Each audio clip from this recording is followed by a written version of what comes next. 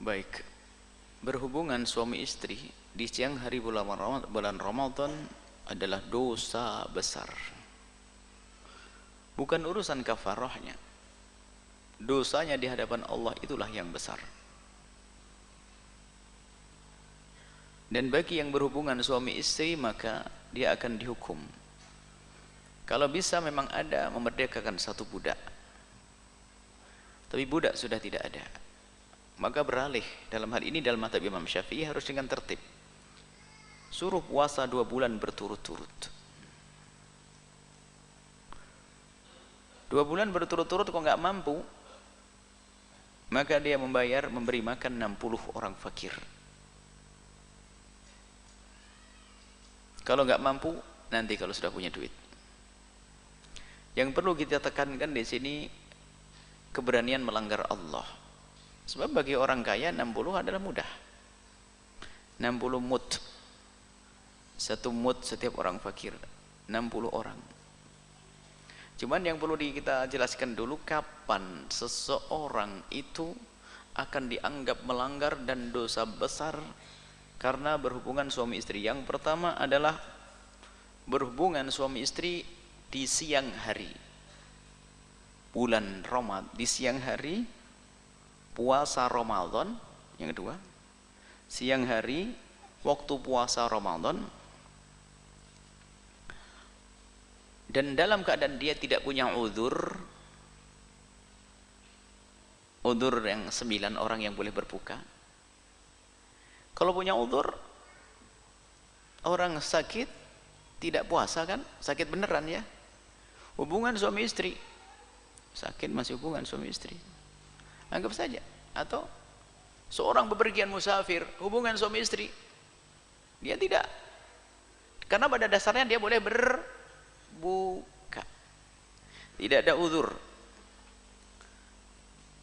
Kemudian batalnya dengan bersenggama, batalnya dengan bersenggama,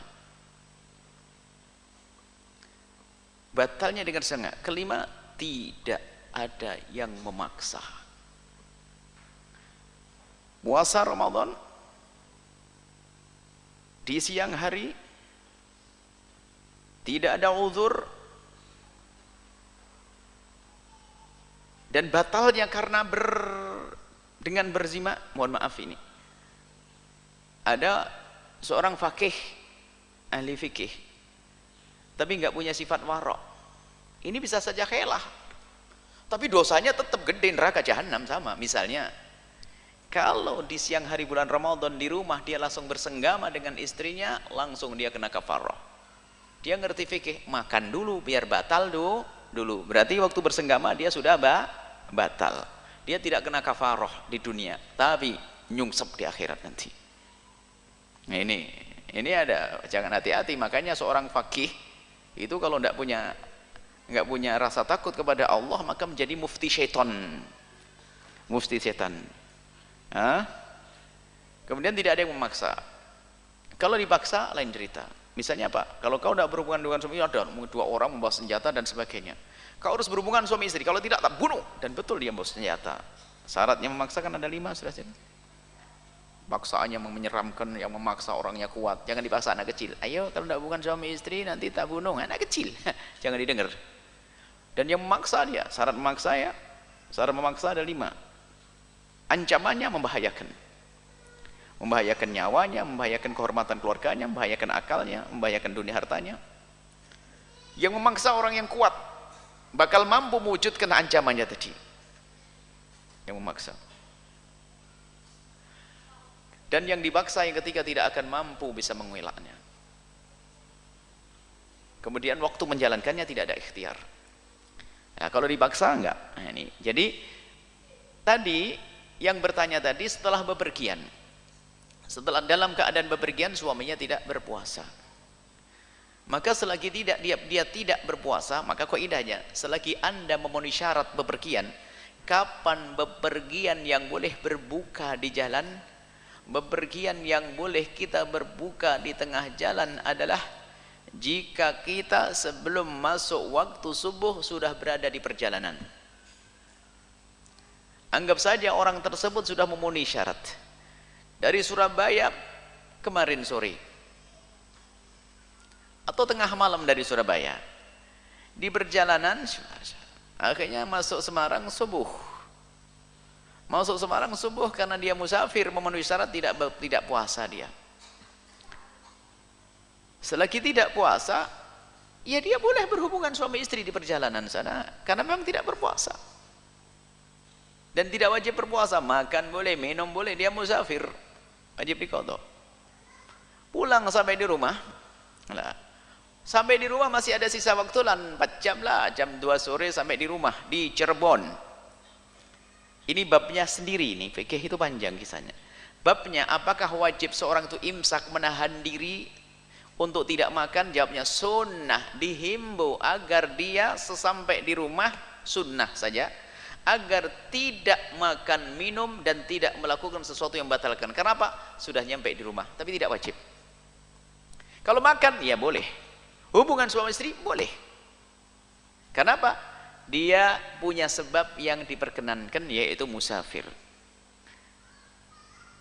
Jadi tadi, tapi seorang istri yang memang sudah niat puasa, karena niat puasa wajib, ya, sampai di rumah masih puasa, maka di rumah tetap harus melanjutkan kewajibannya. Selagi di perjalanan boleh dia berbuka, tapi di jalan dia tidak buka. Tapi sampai di rumah dia masih berpuasa, maka sampai di rumah dia tidak boleh membatalkan puasa. Dan hukumnya membatalkan puasa adalah haram, dosa besar. Tapi saya melayani suami saya, ya kamu ambil wanita tersebut seperti orang makan. Sebab kafarah tidak dibebankan dalam madhab Syafi'i, kafarah tidak dibebankan kepada seorang perempuan.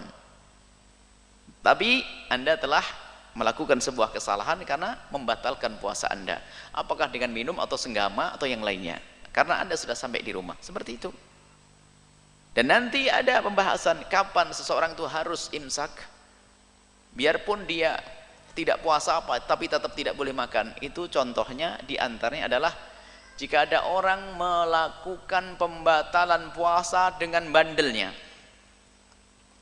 Sudah tahu di rumah pagi-pagi dia ngerti kalau bersenggama adalah haram. Jam 8 pagi hubungan suami istri, batal tidak puasanya? Batal. Dan dia dihukum tetap tidak boleh makan sampai pagi. Karena waktu membatalkannya adalah karena melanggar. Atau kita normal begini, ada satu orang siang hari puasa makan. Kenapa saya tidak mau puasa? Ketahuan sama mahkamah, hakim syar'i, kau harus tidak boleh makan. Kalau makan ditakzir nanti. Karena apa? Imsak wajib sampai kapan? Sampai terbenam matahari. Tapi kalau sebabnya adalah sebab yang halal, seperti orang sakit kemudian tiba-tiba sembuh, ya kan? Tapi pada dasar sakit mulai jam pagi sampai dan siang, dia sudah tidak berpuasa. Pusing. Jam 12 siang hilang pusingnya. Maka disunnahkan dia untuk imsak sampai maghrib. Tapi kalau makan masih boleh, karena pada dasarnya dia berbuka bukan karena sesuatu yang dilarang. Dia berbuka tidak dengan melanggar. Jadi tadi suami tersebut kalau memang memenuhi syarat bepergiannya, dia tidak berdosa. Karena dia adalah memang orang yang boleh berbuka. Sisa waktunya saja di rumah. Seorang wanita, karena Anda sudah wajib, Anda berusaha harus banyak istighfar. Dan tidak ada kafarah saat itu. Tidak ada kafarah. Apapun bentuknya, tidak ada kafarah bagi laki-laki tersebut. Baik. Karena dia dari bepergian. Seperti itu ya. Dan ingat kepada semuanya, hati-hati berhubungan suami istri di siang hari bulan Ramadan, dosa besar di hadapan Allah. Masih ada waktu. Kalau malam bebas, jangan sampai dirubah. Malam juga nggak boleh. Wah, ini bikin orang melakukan keharaman. Malam boleh, mungkin bahkan bukanya pun berhubungan suami istri juga boleh. Nggak pakai buka yang lainnya. Jadi ini jangan sampai malam tuh jadikan haram makan hubungan suami istri dan seterusnya. Baik, itu saja. Wallahu a'lam bishawab.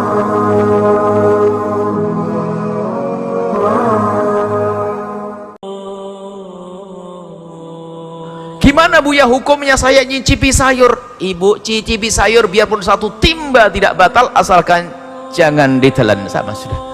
Pusing banget. Belajar fikih itu yang gampang, jangan susah-susah. Jangan ditelan, sama.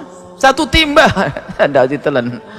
Ya pokoknya sudah jangan ditelan, selesai. Maka ibu waktu masak boleh ibu mencicipi sayur biar tahu ini asin atau tidak, tapi ingat jangan ditelan.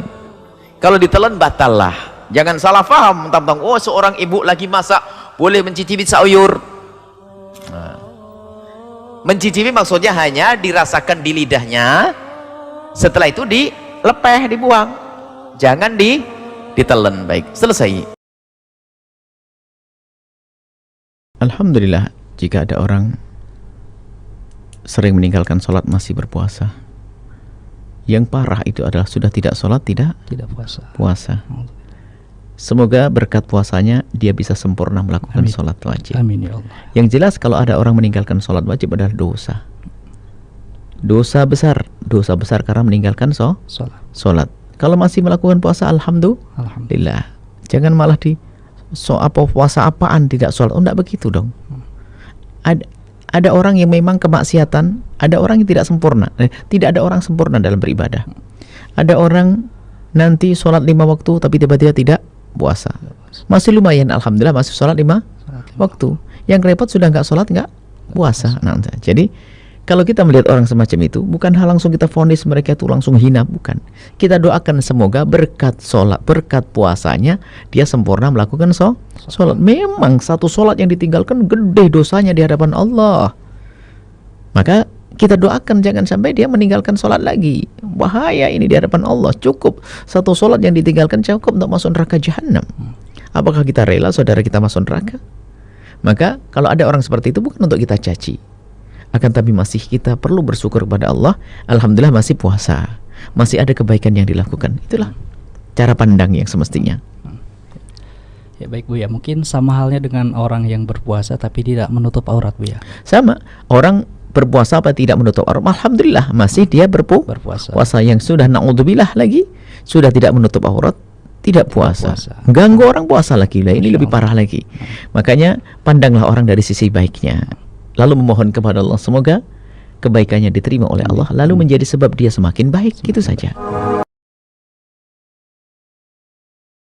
Anda punya karyawan tidak berpuasa, maka Anda punya tanggung jawab di hadapan Allah. Selagi dia umat la ilaha illallah, berarti dia harus berpuasa.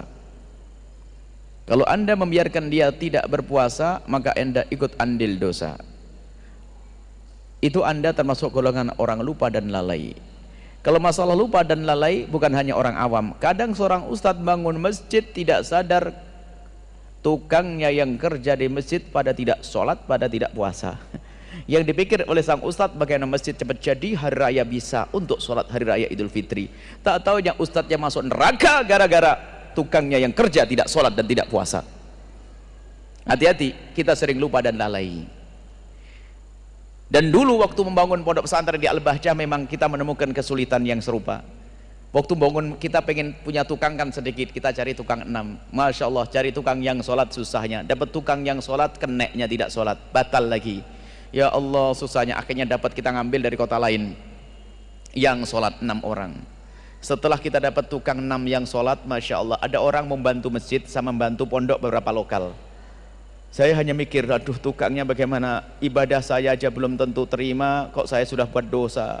Saya mikir, saya hanya pesan kepada yang bangun tadi, tolong yang kerja saya tidak mau tahu deh, pokoknya saya pusing cari tukang yang sholat. Jangan-jangan tukang ahli neraka semuanya. Saya ngomong gitu waktu itu. Akhirnya saya ngomong carikan tukang yang sholat. Tak taunya betul, mandornya sudah ngasih komando semua yang kerja harus sholat. Subhanallah, dugaan saya kalau tukang ahli neraka salah, ternyata banyak tukang ahli surga. Waktu masjid baru pertama tukang ada 60 orang sama ini semuanya sholat jamaah. Diarahkan mau karena mereka adalah umat la ilaha illallah. Cuman mohon waktu sholat jangan diambil waktu istirahatnya, tambah deh 15 menit untuk sholat. Akhirnya Masya Allah sholat semuanya. Wah, alhamdulillah sholat, tidak pusing saya kalau itu. Saya bayangin cari 6 saja susah, tak taunya Allah kirim 60 tukang ahli surga. Cuman yang nakal juga ada. Ceritanya pas saya di Bogor waktu itu kisahnya, saya masih ingat betul, ada tim yang telepon, Buya ada 2 orang bagian las-las itu nggak mau sholat. Sudah kamu suruh? Sudah Buya. Nyuruhmu salah. Salah gimana Buya? Kalau nyuruh sambil kirim sarung, mungkin dia tidak punya sarung. Baik Buya, balik lagi besok dikasih sarung. Subhanallah, orang memang nekat ya. Sudah dikasih sarung, paling tidak kan sarungnya diambil kan lumayan 50.000. Sarung ditinggal, mending gak sholat, ngerokok pindah ke satu tempat. Kalau begitu bingung lagi. Hari yang keempatnya kita sampaikan, ini suruh sholat ya, puasa otomatis nanti. Setelah itu kami sampaikan, bilang saja ini peraturan Buya, bahwasanya semua yang kerja di sini harus sholat. Rupanya dia sedikit cerdas dia. Dia berkata, saya tidak kerja dengan Buya, saya tidak kenal Buya kok. Memang dia kerjanya sama mandornya tadi. Bener juga kan dia? Saya tidak kerja sama Buya. Wah repot, betul juga ini. Waktu ini teman saya, kalau begitu kamu jangan urusan sama tukang. Terus siapa? Kamu urusan sama mandor. Gitu. Dia bilang mandornya itu kan ada. Kata Buya, selagi ada satu orang yang tidak sholat, dibubarin saja deh masjidnya. Nyampe ke bosnya, bosnya tambah cinta dengan kita. Oh bener ini. Akhirnya orang yang tadi dipaksa. Kalau tidak mau sholat, jangan kerja di sini. Tak taunya akhirnya sholat, justru salah satu dari tukangnya ini anaknya malah di pondok sekarang waktu itu, memasukkan anaknya di pondok. Jadi kan perlu diarahkan saja. Oh Anda punya power kok, punya kekuatan, kenapa Anda tidak bisa? Anda beri kesempatan dong, tambah waktu 10 menit untuk sholat. Kalau perlu Anda kasih bonus deh sedekahnya, yang sholat kasih 500 rupiah atau 1000, 2000 kayak. Atau yang puasa, makanya kami sampaikan kalau puasa tolonglah diringankan, kasih diskon 1 jam deh untuk istirahat. Tadi saya sampaikan di awal, biar bisa puasa. Wah Anda pahalanya gede, meringankan, gak akan mengurangi kerjaan. Tim Al-Bahjah Bogor, Al-Bahjah Cianjur, Al-Bahjah Batam, tolong tukangnya dikasih istirahat tambah 1 jam deh dalam sehari sepanjang bulan Ramadan. Ini sedekah kita untuk dia. Nah, ini perlu seperti itu. Jadi betul Anda ikut dapat dosa kalau Anda biarkan dia tidak puasa dan tidak sholat. Subhanallah, semoga Allah mengirim kepada kita tukang ahli surga. Semuanya jadi ahli surga. Dia masuk surga pun tidak akan terima kalau sendirian. Melihat bosnya, Anda melihat bosnya masuk neraka. Ya Allah, saya kerja di dia gara-gara suruh sholat, saya jadi sholat masuk surga. Kok dia masuk neraka? Ya Allah, masukin ke surga dong dia. Gitu nanti. Kita pengen selamat semuanya. Selesai ya? Mudah. Ajak semuanya untuk bisa sholat dan berpuasa. Wallahu a'lam bishawab. Jadi yang pertama masalah darah. Kalau orang diuji, tidak usah ke madhab Imam Malik. Yang mengatakan darah tidak najis madhab Hambali, bukan madhab Malik ya, madhab Hambali. Mungkin beliau ingin nukil Hambali maksudnya. Terlepas dari itu, biarpun menurut madhab yang mengatakan darah najis pun, kalau ditelan darah juga batal puasanya. Tetap batal, nelan darah batal puasa. Cuman permasalahannya Anda yang punya masalah di gusi. Gusinya keluar darah terus, makanya namanya ini dimaafkan. Orang gusinya keluar darah sering. Ada bertanya sebelum tentang gusi kalau tidak salah. Jadi kalau orang memang diuji gusinya keluar darah terus ya, maka di saat seperti itu dimaafkan lagi. Yang penting dia sudah berusaha membuang, berkumur, selesai, nata keluar lagi. Dimaafkan yang demikian itu. Jadi Anda selagi dimaafkan tidak usah pusing. Urusan dahak juga demikian. Dahak itu bukan kada perasaan. Selagi belum keluar, maka ditelan lagi nggak apa-apa. Jadi sudah keluar, Anda sudah, dan itu tidak akan keluar kecuali Anda hekkan, itu baru keluar. Kalau Anda ngomong biasa saja tidak, perasaan keluar. Kalau sudah keluar beneran harus dibuang, karena itu keluarnya dari dalam. Tapi kalau perasaan tidak usah pusing, Anda telan saja. Sebenarnya lalu udah, tidak usah.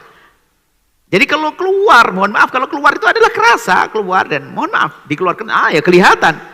Jika tidak seperti itu, Anda tidak usah mikir itu dahak keluar. Selesai Anda, kalau sudah namanya waswas itu apa aja jadi. Padahal darah bisa jadi, darah sudah bersih, Anda menganggap berdarah karena rasanya kayak berdarah. Karena sudah sering terbiasa Anda dengan rasa darah, mungkin begitu. Jadi kalaupun benar keluar darah, tidak usah ke madhab lain, madhab Imam Syafi'i juga dimaafkan bahwasanya jika memang diuji dengan darah terus-menerus, maka itu dimaafkan, betul-betul Anda terus setelah Anda berpuasa dan puasa Anda sah, termasuk dahak tadi, selagi tidak keluar benar-benar dan itu, dan tidak akan keluar kecuali Anda keluarkan. Kalau hanya perasaan tidak keluar, selesai, puasa Anda sah, nggak usah ragu, lanjutkan.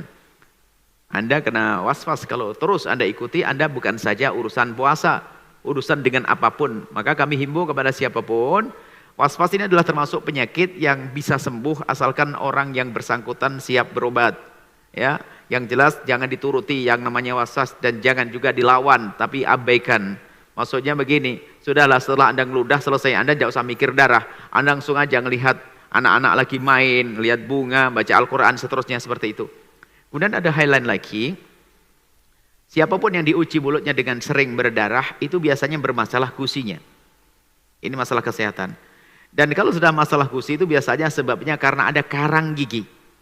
Karang gigi subhanallah sesuatu yang lembut tiba-tiba menempel menjadi karang gigi itu mendesak gigi. Mendesak gusi. Setelah mendesak gigi itu menjadi gigi itu akan tidak wajar sehingga ada gerakan sedikit berdarah. Dan itu sangat mengganggu aroma mulut. Sehingga maka dari itu yuk sering-sering ke dokter gigi deh. Kemudian suruh membersihkan karangnya. Kalau ternyata sudah parah karangnya, kadang-kadang ada gigi itu ujungnya hitam itu. Sebetulnya itu bukan gigi, itu karang. Dan itu akan menggeser gusi. Setelah itu akan menjadikan berdarah. Dan itu adalah gak enak. Dan di saat menghilangkan karang itu susah banget.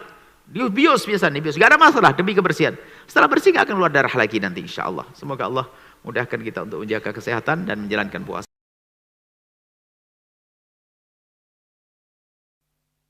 Baik, kabar gembira kepada siapapun.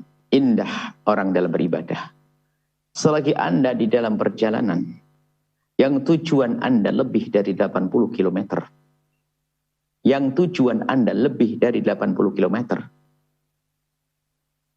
Maka Anda boleh mengqashar sholat yang 4 rakaat. Yang 4 jadi 2 rakaat. Dan boleh dijamak antara zuhur dengan asar, maghrib dengan isya. Tujuannya 80 rakaat bukan berarti kita harus mencapai 80 rakaat dulu, enggak. Jadi tujuan, misalnya kalau kita di Jakarta, kalau kita pengen ke Cirebon, atau di Cirebon dulu dah, keluar dari Cirebon mau keluar ke Jakarta atau keluar ke Tegal atau keluar ke Semarang. Jadi cukup asalkan tujuannya kita adalah dari Cirebon ke Semarang kan lebih dari 80 km. Asalkan tujuannya lebih dari 80 km. Maka kita nanti di sepanjang perjalanan kita boleh mengqashar dan menjamak. Mengqashar saja boleh, menjamak saja boleh, mengqashar dan menjamak boleh. Dan mengqashar lebih bagus daripada sholat 4 rakaat. Sholat 2 rakaat di dalam bepergian lebih bagus daripada sholat 4 rakaat. Nah ini kan, makanya kalau orang pintar itu sudah gampang dapat pahala gede. Yang nggak pintar itu susah, sudah 4 rakaat, kalah sama 2 rakaat. Sudah begitu maksain lagi. Alasannya apa? Kan banyak musola, sekarang pom bensin kan banyak masjidnya. Biarpun banyak masjid.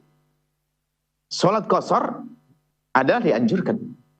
Nah, mudah kan? Nah, yang penting Anda sudah keluar dari kota kecamatan Anda, disitulah Anda boleh mulai mengqashar sholat Anda. Yang 4 jadi 2 rakaat. Mudah. Kemudian sampai kapan? Saya itu kan sopir bus atau nahkoda setiap hari. Setiap hari sepanjang hidup Anda. Oh, enak apa? Mau apa? Kurang apa? Sepanjang hidup Anda. Memang sebabnya karena bepergian kok. Hidupnya musafir, pergian. Biarpun di dalamnya ada kamar istimewa dan sebagainya. Biarpun selama ini mohon maaf ada sebagian ibu-ibu yang sangat solehah, cuman jarang ngaji. Sehingga memaksa rombongan bus harus mampir di masjid. Karena apa? Nggak usah jamak-jamakan, nggak usah qashar-qasharan, masjid banyak bagus-bagus kok ini. Oh iya, nggak apa-apa dimaafkan dia karena kurang ngaji. Coba, kan enak kita mengqashar sholat 2-2 dijadikan 1. Habis itu kerja kelar, kan gitu. Nyaman, enak. Jadi Anda boleh mengqashar panjang hidup Anda.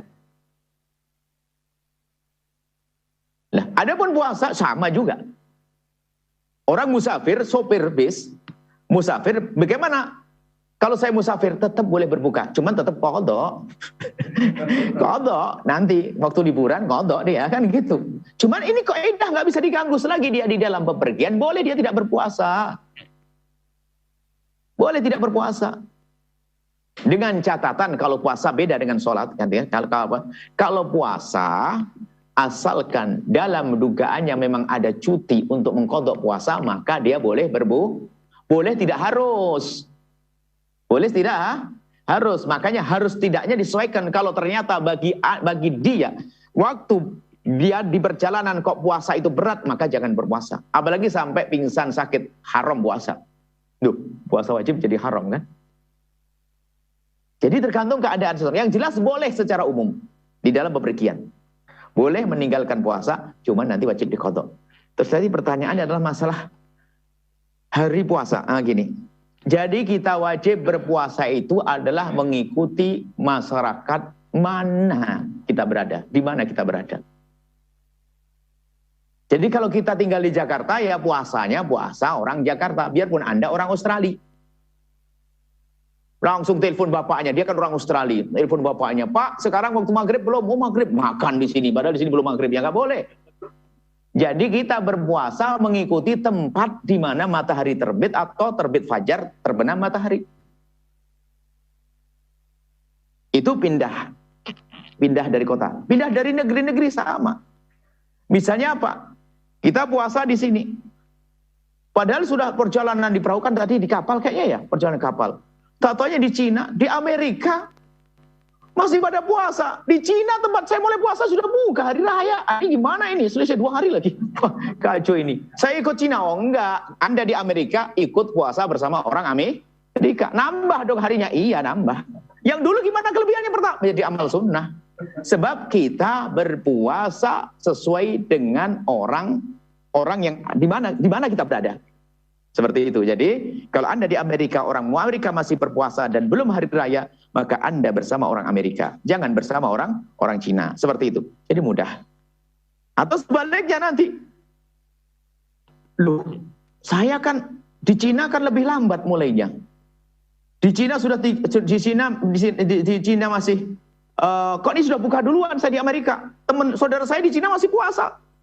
Maka Anda wajib buka di Amerika. Karena apa? Hari itu adalah hari raya. Kalau berpuasa jadi haram. Lu kan kurang 1 hari. Kodok nanti. Bayar 1 hari nanti. Itu saja. Jadi mudah. Jadi kita berpuasa mengikuti tempat kita tinggal.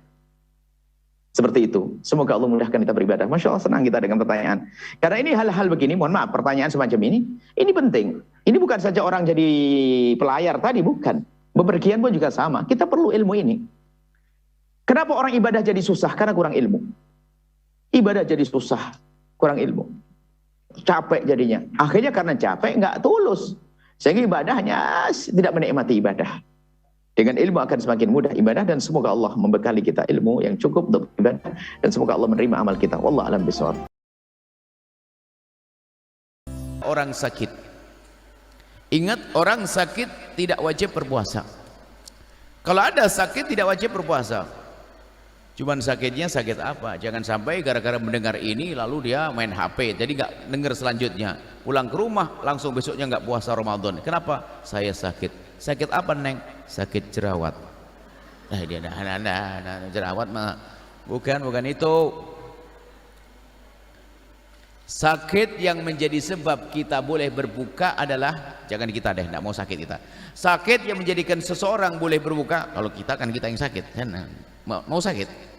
Nggak mau. Sakit yang menjadi sebab orang boleh berbuka adalah sakit yang memberatkan bagi dia untuk puasa.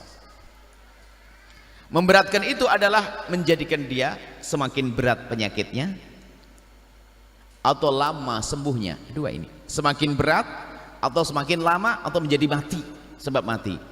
Jadi gara-gara puasa ini, waduh, kata dokter, ini kata siapa? Kata dokter pertama, kata dokter, ibu, kalau ibu puasa ini agak lambat puasa sembuhnya, nggak usah puasa.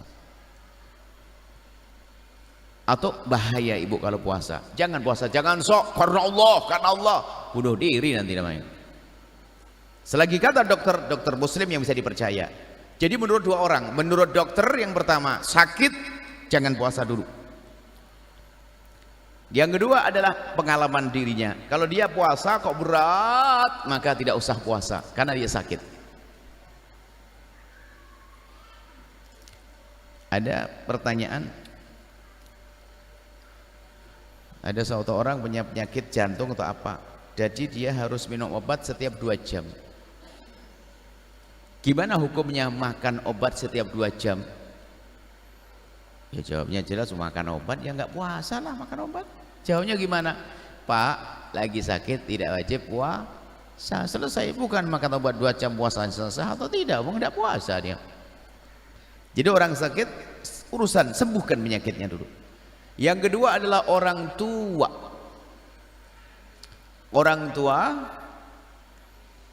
maksudnya tua di sini bukan setiap orang tua. Ada orang tua 50 tahun seger buger, 60 tahun seger. Maksudnya orang tua di sini yang ketuaannya mempengaruhi dia sehingga menjadi lemah.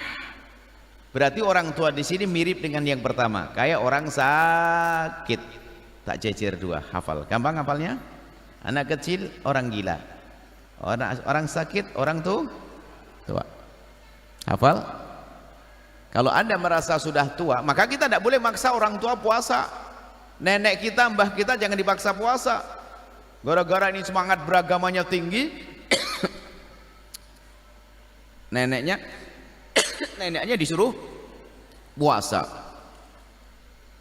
neneknya disuruh puasa. Nah ini akhirnya wah kacau, malah mempercepat keberangkatan itu ya. Sampaikan pada beliau, sebab kadang ini sampaikan kalau ini wajib puasa, enggak wajib puasa, cuman karena sebagian orang sepuh itu begitu takutnya kepada Allah, kadang memaksakan diri. Saya sedih kalau tidak puasa katanya, memaksakan diri puasa. Nah, ini fahamkan, kalau sudah sepuh nggak usah puasa, tetap dapat pahala puasa, karena orang sepuh kayak orang sakit, jangan dipaksa untuk puasa. Justru yang maksa dosa.